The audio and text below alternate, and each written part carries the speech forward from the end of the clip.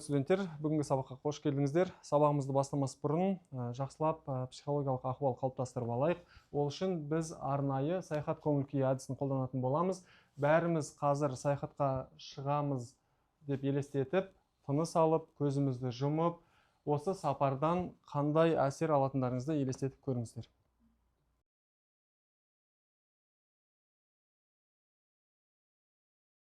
Болса, құрметті студенттер, кім қандай сезімде бөліссеңіздер? Жібек. Мен жаңа ақпараттар алатыныма сенемін, және де бүгінгі сабақта алған ақпараттарым маған болашақта көмектеседі деп ойлаймын, және де бүгінгі өткен сабақтан жақсы әсер аламын дегенге сенемін. Рахмет.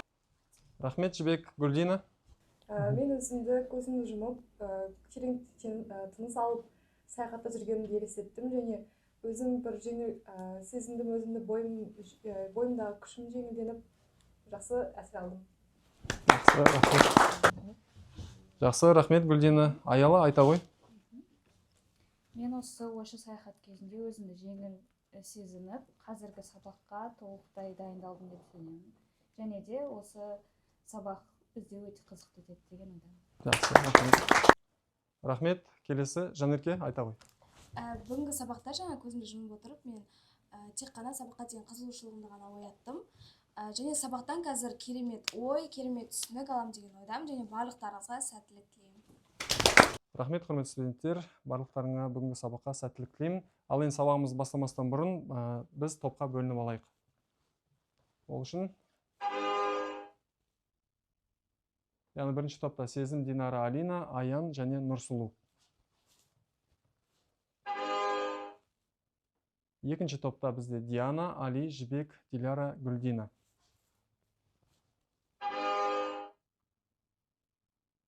Үшінші топта Асия, Балжан, Мадияр, Айбеке.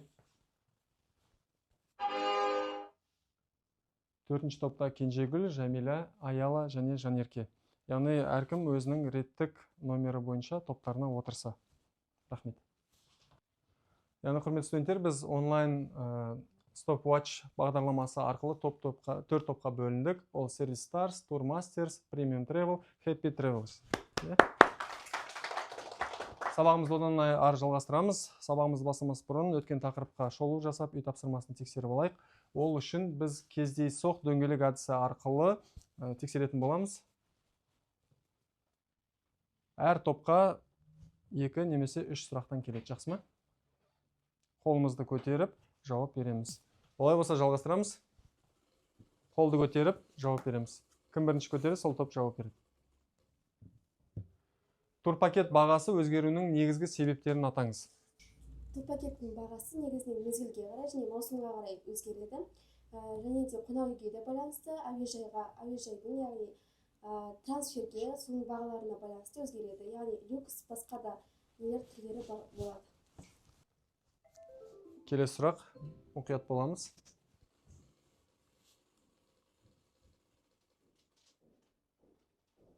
Тамақтану түрлерінің айырмашылықтарын түсіндір. Гүлдина. Тамақтану түрлері бізде bed and breakfast бізде таңғы ас, half board ол бізде таңғы ас пен кешкі ас, full board ол бізде толықтай таңғы ас, және де ол бізде all inclusive бүкілі қосылған. Туристердің қажеттілігіне қарай турпакет элементтерін өзгертуге болады ма? Қалай ойлайсыздар? Кім жауап береді? Жақсы, Мадияр, жауап бере ғой. Туристердің қажеттілігіне қарай турпакет элементтерін өзгертуге болады. Мысалға алғанда қонақ үйдің жұлдыздарына қарай, болмаса бөлмелеріне қарай, транспортқа қарай, экскурсияға қарай өзгертуге болады. Жақсы. Әзірше бәрі дұрыс жауап беріп жатыр. Келесі сұрақ. Экскурсиялық бағдарлама турпакетке не үшін қосылады? Экскурсиялық бағдарламаны турпакетке туристің өзінің демалысын қызықты ету үшін және де толық ету үшін, әрі тиімді бағада көрікті жерлерді көрсету үшін қосылады. Келсеңіз бе? Рахмет.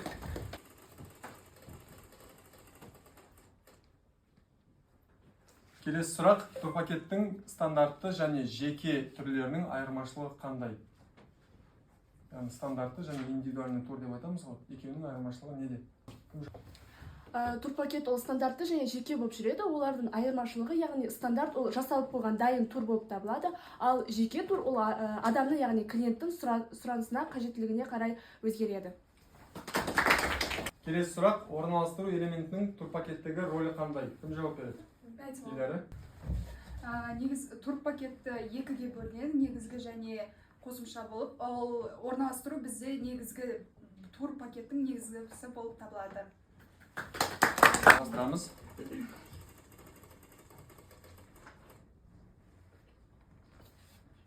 Турпакет құнын есептегенде қандай шығындар міндетті түрде ескеріледі? Турпакет құнын есептегенде қандай шығындар? Жалпылама көліктің, турдың, яғни баратын қонақ үйлердің және де барып қайтатын көліктердің шығынына байланысты. Жақсы. Жалғастырамыз. Келесі сұрақ. Турпакеттегі бағдарлама, программатура, яғни нені қамтиды? Сезім.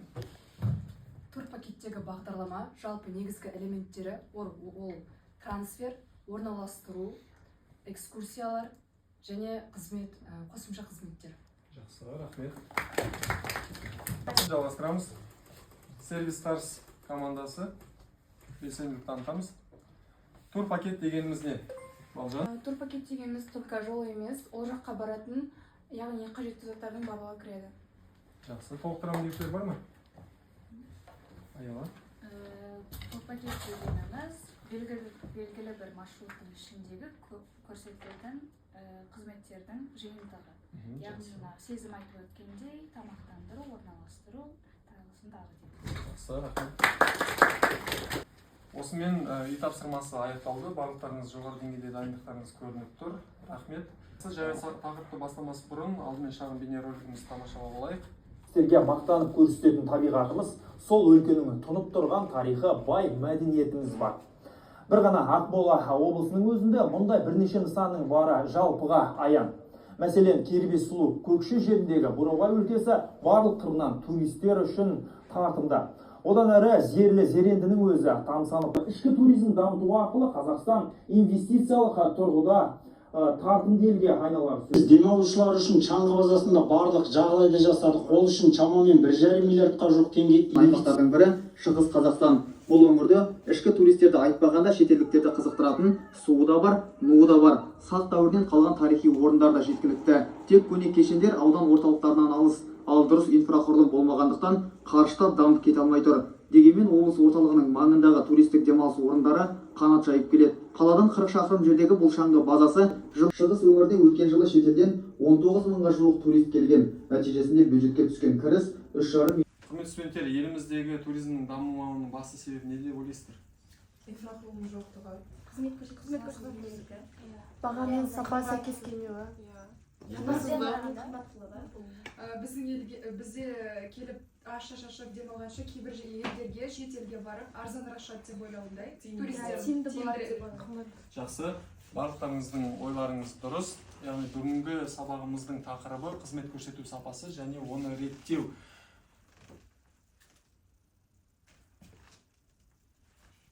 Яғни сабағымызды бастамас бұрын сабағымыздың мақсатын айқындап алайық. Бүгінгі сабақтың басты мақсаты қызмет көрсету сапасының маңызын түсіну, қызмет көрсету сапасын бағалау және реттеу әдістерін үйрену.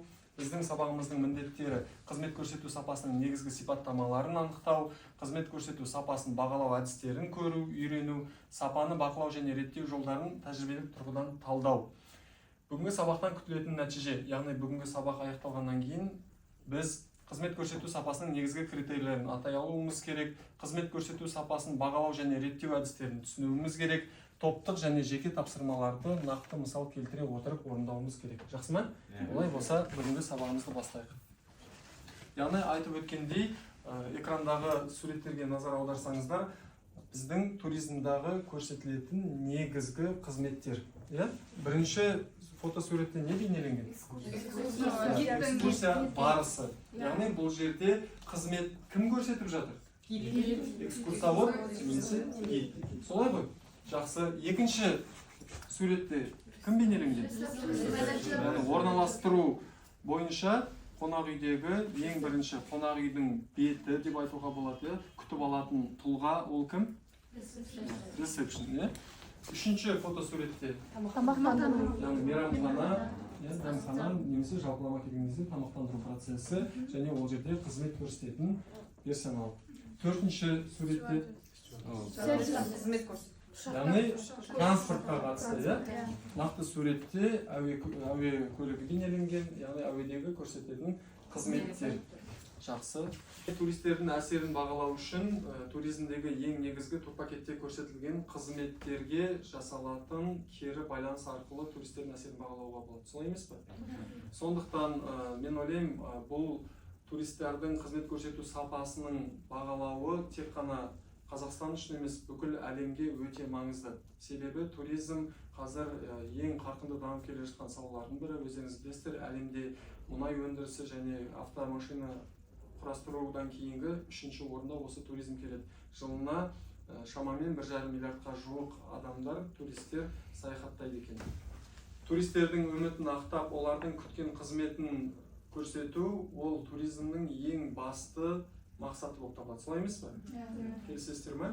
Қалай ойлайсыздар, қандай турист өзінің алған әсерінен және сол барған елге, болмаса туристік нысанға келесі жолы қайтадан келуі, немесе басқа адамдарға қайтадан оны ұсынуы қаншалықты орынды болады? Солай болу үшін қаншалықты ол қандай әсер алу керек? Кімде қандай ой бар балалар? Қызмет сапасының жоғары болуы. Қызмет сапасының жоғары болуы керек деп айтамыз. Адамның көңілінен шығуы. Жақсы. Демек, тек бір ғана бөлігі емес, жалпылама келген кезде жиынтық, біз турды егер айтамыз ғой, белгілі бір маршруттың бойындағы көрсететін қызметтердің жиынтығы, яғни оның ішіндегі негізгі элементтер бізде бірінші көлік, екінші орналастыру, үшінші тамақтандыру, төртінші экскурсиялық қызмет болса, осының барлығы бір жиынтық ретінде басынан аяқ жақсылап туристке қызмет көрсететін болса, жоғарғы деңгейде, сапалы деңгейде көрсететін болса, онда ол турист міндетті түрде ол елге қайтадан келеді, және де басқа да өзінің таныстарына ол ел туралы жақсы пікір айтатын болады. Солай емес пе? Келісесіздер ме? Олай болса, құрметті студенттер, осы аталған қызмет түрлерінің қандай да бір қойылатын талаптар бар ма? Қалай ойлайсыздар? Мысалы қонақ үйлерін жұлдыздарға бөліп қояды, 3 жұлдызды, 4 жұлдызды, 5 жұлдызды деп. Жақсы. Тағы да. Олар халықаралық, аймақтық және сөйтіп үшке бөлінеді. Мемлекеттік. Көліктің өзі бизнес класс, эконом класс деген сияқты бөлінеді. Өте жақсы, өте дұрыс. Яғни осындай стандарттарға сай болған кезде біз сапаны не істейміз? Жақсартамыз және бақылауда ұстай аламыз. Солай ғой? Жақсы, рахмет үлкен. Арғай жалғастырамыз. Қызмет көрсету сапасының негізгі көрсеткіштері. Яғни біз қандай критерийлерге сүйене отырып, сапаның жақсы немесе төмен екендігін білеміз. Ол ең бірінші қолайлылық пен ыңғайлық. Кімге? Яғни туристке, жол бойындағы және демалыс кезіндегі жағдайдың барынша жайлы болуы. Оның адамдар жалпы бір елді таңдамас бұрын не нәрсеге мән береді деп ойлайсыздар? Демалыс аймағын таңдау барысында қандай нәрсеге көңіл аударады? Қауіпсіздікке, яғни геосаяси тұрғыда қауіпсіз болуы. Ол елде ешқандай соғыстың, немесе көршілес елдерде ешқандай соғыстың болмауына үлкен мән береді. Екінші, қауіпсіздік. Туристердің өмірі мен денсаулығына, яғни біз атап өткен жайттар олардың өміріне тікелей қауіп төндіреді. Және ондай қаупі бар елдерге туристер өте аз барады. Уақыттылық. Барлық қызметтердің алдын ала келісілген мерзімде және нақты уақытта көрсетілуі. Яғни программада жазылған жаңағы бар ғой бағдарламасы, турдың маршруты бар, оның күнделікті өзіне сай қозғалатын, яғни олардың сол бағдарламаға байланысты өздерінің кестесі бар, сол кестенің уақытпен сәйкес келуі және сақталуы. Кәсібилік пен сыпайылық, яғни қызмет көрсетуші персоналдың мәдениеті, қарым-қатынасы мен біліктілігі, ол ең бірінші бізге келген әуежайдан басталады. Солай емес пе? Турист ең бірінші әуежайға келеді. Әуежайдағы паспортный контрольдан өтеді, жүк беру бөлігінен өтеді. Яғни сол жерде қызметкерлердің барлығының сыпайы болуы, туристерге деген өздерінің жақсы ілтипатын білдіру. Одан кейін ол қайда барады?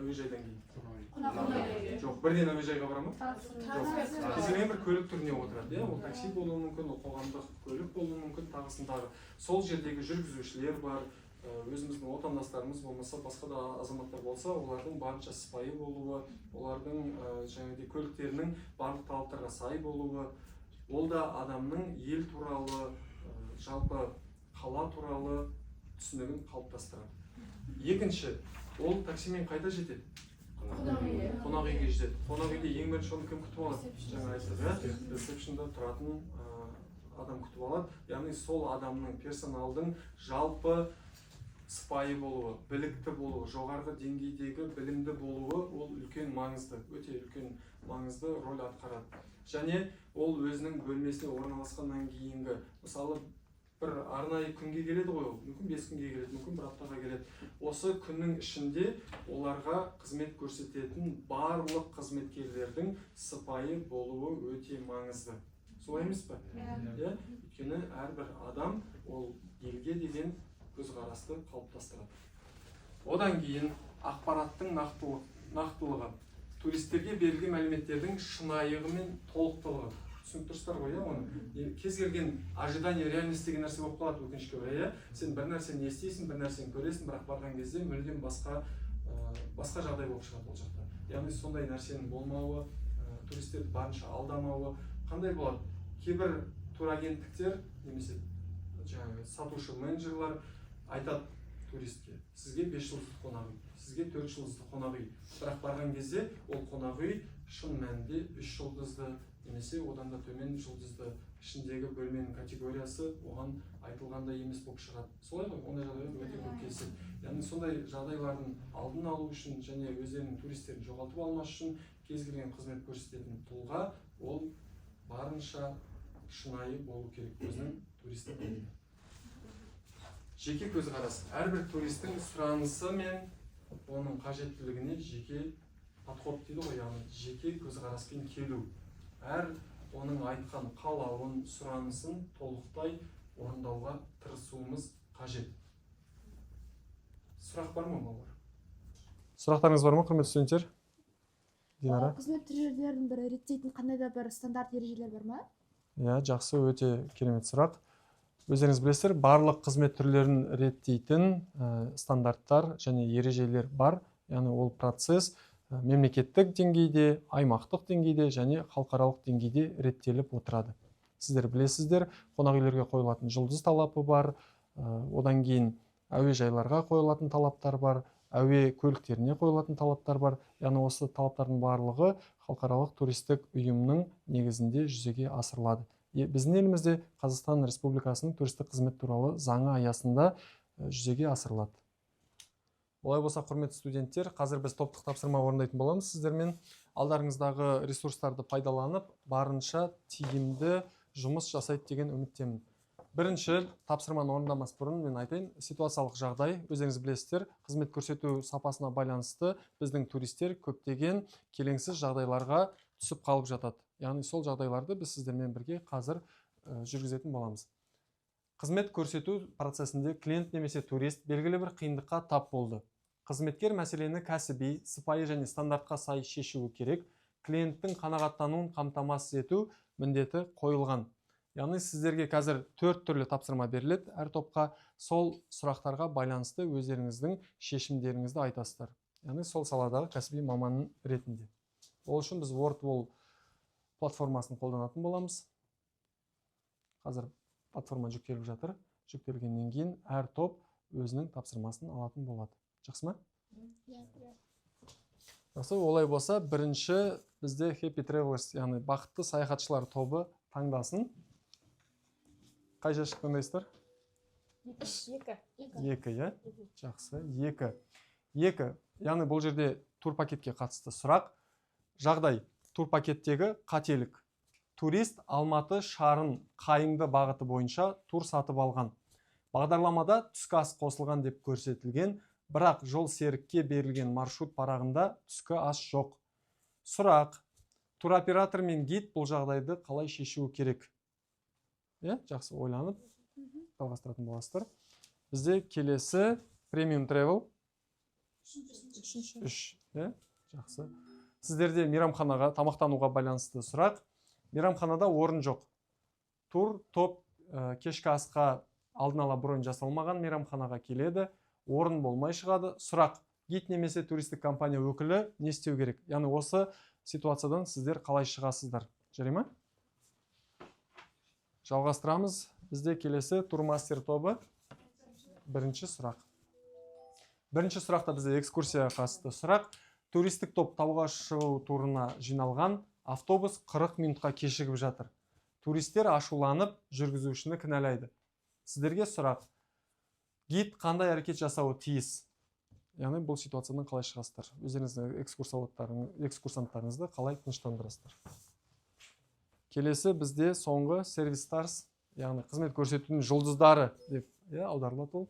Сіздерде әуежайға қатысты жағдаят. Әуежайда чемодан жоғалады. Турист шетелге ұшып келді. Жүк тасымалдау лентасында чемодан таппай қалады. Ол туроператордың трансфер қызметкерінен қатты ренжіп, тез шешім талап етеді. Сұрақ. Қызметкер қандай қадам жасауы тиіс? Түсінікті ғой? Сіздерге 10-15 минут уақыт шамамен алдарыңыздағы ресурстарды пайдаланып, постерға шешім жасаңыздар.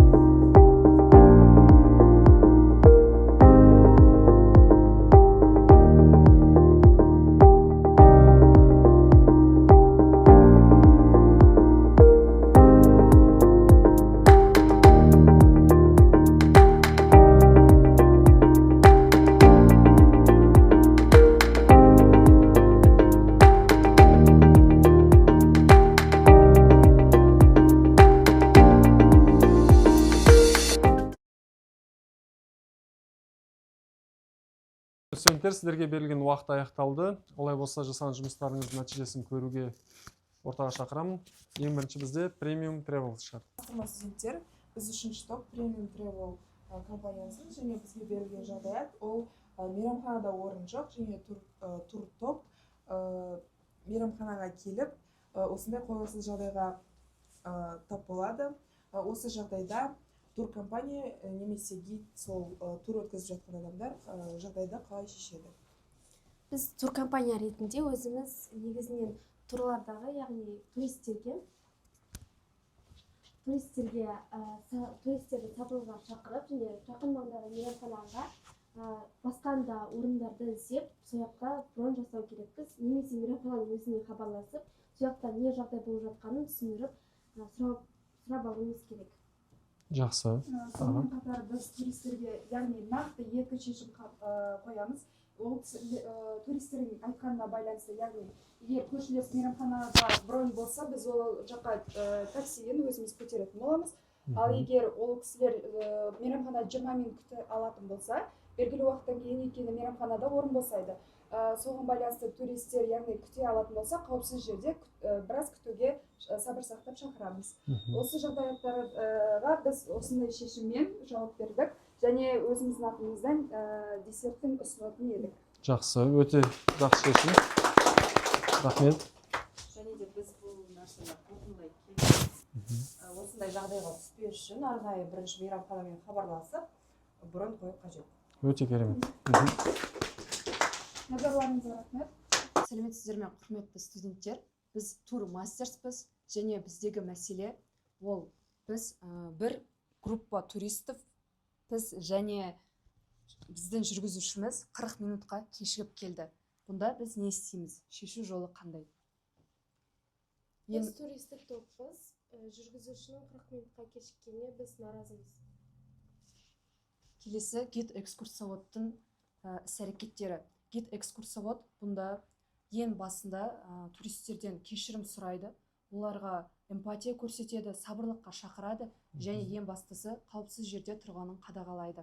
Сондай-ақ олардың уақытын үнемдеу үшін олар қайттан, мәселен Алматыдан шығатын болса, қатты қараңғыда жетпес үшін экскурсия уақытын барынша қысқартуға тырысады. Сондай-ақ жүргізуші өз ұсынысын жолдарды қысқартып, аялдамаларды азайтуға тырысады. Жақсы. Келесі бізде туркомпанияның ең алдымен ол кешірім сұрап, яғни келесі сапарда бұндай жағдайдың болмауына ескертеді. Және қорытында келе осы сұраққа нақты жауап, сабырлыққа шақырып, туристерді ашуланғандарын түсініп, барынша ренішін, яғни де кешірім сұрайды. Сұрағаннан кейін осы бір күту уақыт арасында өзінің бір қолайлы өткізу үшін, яғни де жақсы бір іс-әрекеттермен немесе бір шоулармен немесе бір жағдайлармен яғни өткізу дейді. Қолайлы уақытпен өткізу. Немесе туркомпанияның өз атынан жеңілдіктер беру, яғни 5% немесе 10% арасында жеңілдіктер ұсынуы. Жақсы, рахмет. Жағасыңыздар ондарыңызға.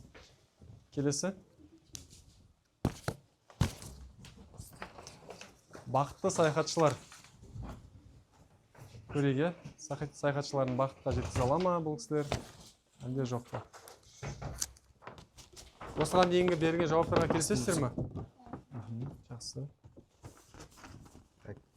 Құрметті студенттер, біз Happy Travels тобымыз, бізге берілген жағдаят, турист Алматы шарын қайынды бағыты бойынша тур сатып алынған, яғни ол тур пакетінде түскі ас көрсетілген. Алайда жолсерікке берілген парақта түскі ас тізімі жазылмаған. Бұл жерде шағым кімге? Тур оператор мен гидтер не шешуі керек? Біз ең алдымен туристерді сабырлыққа шақырамыз, олардан кешірім сұрап, осы жағдаятты шешеміз деген үндеу жібереміз. Және балама тамақ ұсынамыз. Яғни балама тамақ ұсыну дегеніміз жақын маңдағы мейрамхана болсын, асхана болсын, маңызды емес, дүкен болса да барып туристерімізді сол жаққа жеткіземіз. Немесе бізде екінші варианттар, яғни тур өзімен бірге тур пакеттерін шығару, яғни оның ішінде бутерброд болуы мүмкін, жеңіл және тәтті болуы мүмкін, тағамдарды шығарып туристерді былайша айтқанда уақытша алдай тұрамыз. Мәселен, кешке жақын олар қайтадан қонақ үйге баратын болса, қонақ үйден қайтадан берілген тамақтың үстіне екі еселеп тамақ қосуын сұраймыз. Келесі жоспарды түзету, бұл бізде тағы бір. Барлықтарыңызға үлкен рахмет. Енді бізде соңғы топ қалды. Соңғы топтың жауабын тыңдайық. Одан кейін сабағымызды ары жалғастырамыз. Сервис Старс, қызмет көрсетудің жұлдыздары. Қандай шешім айтады екен бізге? Сіздерде берілген жағдаят әуежайға байланысты. Жақсы, қандай шешім ұсынасыздар? Құрметті студенттер, біздегі жағдаят шетелден бізге туристер ұшып келді, және оның біреуінің чемоданы жоқ. Ол өте наразы түрде қызметкерден чемодан тауып беруді сұрады. Ал біз не істей аламыз? Бізде әрбір қызмет көрсету саласында бізде LAST деген тәсіл бар. Бұл listen, apologize, solve and thanks. Қазақшасында тыңдау, кешірім сұрау, оның шешімін беру, одан кейін оған рахмет айту. Соның аналогы бізде head деген тәсіл болып табылады. Бұл жерде бізде кішкене басқаша, бірақ өзі ойы сол. Ең бірінші here, тыңдау. Біз клиентті бірінші тыңдаймыз, қандай проблема, ол неден туындады, клиенттің наразылығы қаншалықты деңгейде болып тұрған. Одан кейін эмпатия білдіру, ол кісіге біз мысалға Қазақстанда отырып, шетелге адам жіберсек, біз оны Қазақстанда отырып ештеңе істей алмаймыз. Сондықтан ол кісіні барынша түсініп, ол кісіні сабырға шақырамыз. Одан кейін бізде шешім болып табылады. Шешіміне келетін болсақ, ең алдымен турагент клиенттен багаждың маркасының фотосын немесе чемоданның түсін және ерекшеліктерін сұрайды. Жақсы. Екінші әрекет ол осы Last Found деген әуежай компаниясының қызметкерлеріне звондап 12-24 сағат ішінде тауып беруін талап етеді. Жақсы. Одан кейін турагент, егер де 12-24 сағат ішінде чемодан табылмайтын болса, әуежайдың қызметкерлеріне хабарласып, ресми түрде оның компенсациясын сұрайды. Яғни әуежай өтемақысын беруі керек. Және клиентке өзінің керек ең маңызды заттардың қай жерде сатылатынын және сол жақта сатып алуын сұрайды. Және одан кейін соңында турагент бұл жағдайдың екінші қайталанбасына және өте үлкен өзінің несін білдіреді. Уайымдаған. Жақсы. Рахмет. Құрметті студенттер, барлықтарыңыздың жұмыстарыңыз өте жоғары деңгейде жасалған. Барлықтарыңызға рахмет. Мен сенімдімін, алдағы уақытта сіздер өздеріңіздің кәсіби өмірлеріңізде, жолдарыңызда осындай жағдаяттар кездессе, ешқандай қиындықсыз шешеді деп. Әрине кездеспеуін мен тілеймін. Барлықтарыңыз өздеріңізді қолдап, шапақтап қойсаңыздар болады. Өте жемісті жұмыс болды, шаршаңыздар. Қазір бір секрет сәсін жасап алсақ, иә? Қайталаймыз бәріміз, бір орнымыздан тұрамыз. Кеттік. Белсенді түрде. Кеттік, бірге жасаймыз. Тамаша. Тартамыз.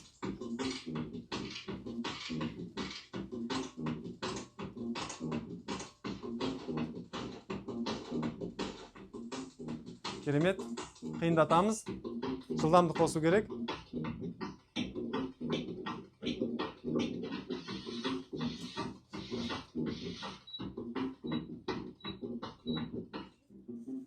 Жарайсыздар. Соңғысы қалды. Соғамыз. Кеттік. Барабан.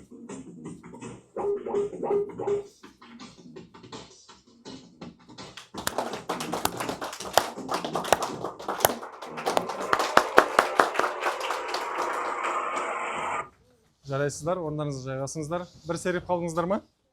Жалғастырамыз. Ал олай болса, сабағымызды жалғастырамыз. Екінші бөлігі жеке тапсырма. Сіздер қазір сәйкестендіру әдісі арқылы тапсырма орындау керек боласыздар. Мына жақта көрсетілген кестедегі қызметтің түрлерін өзінің лайықты орнына қою керек. Жақсы ма? Сіздерге бар жоғы бір 7 минут уақыт беріледі. Сол уақыттың аралығында топқа таратып берсеңіздер, өздеріңіз топтарыңыз араларыңызда бөліп алыңыздар. Және сіздер бөліп алыңыздар. Тапсырма өте оңай, өте қызықты. Жақсы, барлықтарыңызға жетті деген ойдамын. Іске сәт.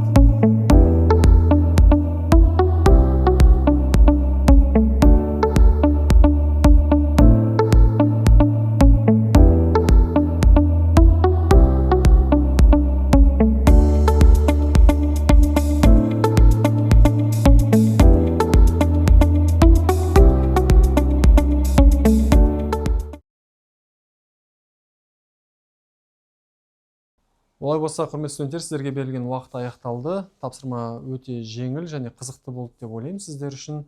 Олай болса, біз қазір Аянды өтініп сұрайық. Аян бүгінгі тапсырманы қалай орындағанын көрейік, және қалғандарымыз Аянның берген жауабына байланысты өздеріңіздің жауаптарыңызды тексерсеңіздер болады. Қаншалықты дұрыс немесе бұрыс белгілегендеріңіз. Жақсы ма? Туристік қызмет көрсету сапасы. Туристік өнім немесе қызметтің сапасы клиенттің талаптарына сай болу деңгейі. Дұрыс. Клиенттің қанағаттануы, клиенттің қызметтен немесе өнімнен алған жағымды әсері. Дұрыс. Эмпатия, клиенттің эмоциясын түсіну және қолдау көрсету қабілеті. Дұрыс. Қызмет көрсету стандарттары, қызмет көрсету кезінде міндетті түрде сақталатын рәсімдер мен ережелер. Дұрыс. Қосымша қызметтер, туристік сапар немесе қызмет кезінде ұсынылатын қосымша опциялар. Дұрыс. проблеманы шешу, клиенттің проблемасы тез және тиімді шешу қабілеті. Уақытты тиімді пайдалану, барлық қызметтер мен іс-шараларды жоспарланған уақытында орындау. Қызметкердің кәсіби дағдысы, қауіпсіз және таза орта, клиенттің қауіпсіздігін қамтамасыз ету. Қауіпсіз және таза орта, клиенттің қауіпсіздігін қамтамасыз ету. Кері байланыс, қызмет көрсету сапасын жақсарту үшін клиенттен алынатын пікірлер. Барлықтарыңызға рахмет. Жасаған жұмыстарыңыз үшін бүгінгі тапсырмалар қызықты болды деп ойлаймын. Бүгінгі сабағымыздың мақсатына жеттік деп те ойлаймын. Енді қорыта айтқан кезде қызмет көрсету сапасын бақылау үшін, оны реттеу үшін бізге ең алдымен стандарттар қажет екенін білдік. Солай емес пе? Стандарттардың түрлерін білдік. Халықаралық деңгейдегі, мемлекеттік деңгейдегі және аймақтық деңгейдегі стандарттың түрлері бар екенін білдік. Енді өздеріңіз жақсы білетіндей, туристік қызмет көрсетудің сапасы, ол сапалы қызмет көрсету, ол тек қана туристің көңілінен шығу деген сөз емес, ол елдің туристік беделі, халықаралық аренадағы оның өзінің брендін қалыптастыру үшін де үлкен, аса маңызды процесс болып табылады. Сондықтан мен ойлаймын, алдағы уақытта сіздер кәсіби маман ретінде және де басқа да біздің әріптестеріміз өте жоғарғы деңгейдегі қызмет көрсету сапасын көрсетеді және халықаралық деңгейдегі стандарттарға сай болады деп. Бүгінгі сабақ қысқаша осылай, сіздерге барлығы қызықты, түсінікті болды деген ойдамын. Сұрақтарыңыз болса, мен жауап беруге дайынмын. Болса, құрметті студенттер, бүгінгі сабақтың кері байланысы орнату үшін сіздерден бүгінгі сабақтан алған әсерлеріңіз жайлы кішігірім өз ойларыңызды бөлісіп өтулеріңізді сұраймын. Қанекей, кім дайын? Балжан? Бүгінгі сабақ өте ұнады. Әсіресе жағдаятпен жұмыс жасау өте қатты ұнады. Болашақта керек болады деген ойдамын. Осы сабақ үшін сізге рахмет. Жақсы, сіздерге де рахмет. Тағы? Диляра? Мен үшін де бұл сабақ өте жүйелі әрі түсінікті болды деп айта аламын. Өйткені жағдаятта берілген тапсырмалар да қызықты болды. Сізге осы сабақ үшін көп рахмет және болашақта бізге керек болады деп ойлаймын. Тағы кім айтады? Жанерке? Бүгінгі сабақ өте түсінікті болды. Ешқандай сұрақ жоқ. Барлық жағдаятта сәйкестендіруде барлығы орын-орнымен жоғары сапада өтті. Және барлықтарыңызға сабаққа қатысқандарыңыз үшін рахмет. Жақсы. Нұрсұлу? Айтау. Гүлдина? Бүгінгі сабақ өте әсерлі және қызықты болды. Көптеген жаңа мағлұматтар білдік. Және ең қызықты болған мен үшін ол төрт жағдаятты тақтада қорғау болды. Жақсы. Рахмет, сіздерге де рахмет. Жәмила? Бүгінгі сабақ өте түсінікті әрі қызықты болды. Қызмет көрсету сапасы қаншалықты маңызды екенін түсіндім. Және де барлықтарыңызға рахмет айтамын. Олай болса, құрметті студенттер, бүгінгі сабағымызды қорытындылайық. Ол үшін алдарыңыздағы мынау кері байланыс платформасын пайдаланып, өздеріңізге бүгінгі сабақ түсінікті болса жасылды, сұрақтарыңыз болса, егер бүгін кейбір жағдайлар түсініксіз болып қалса, сұрағым бар дегенді, немесе мүлдем сабақты түсінбесеңіздер, түсінбедім деген белгіні басып, бүгінгі сабаққа кері байланыс берсеңіздер, ағашымыз керемет бір гүлденсе.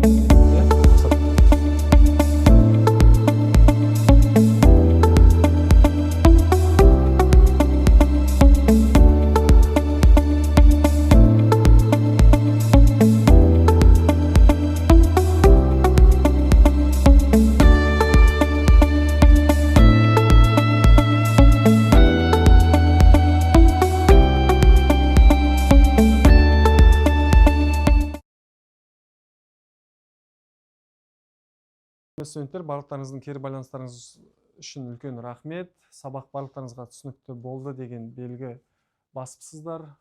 Және біздің кері байланыс ағашымыз өте керемет жеміс ағашына айналды. Енді үйге тапсырма. Осы қызмет көрсету сапасының Қазақстандағы деңгейі және оның қандай мәселелер бар, шешу жолдары туралы шағын презентация жасап келулеріңізді сұраймын. Барлықтарыңызға сәттілік. Қош сау болыңыздар.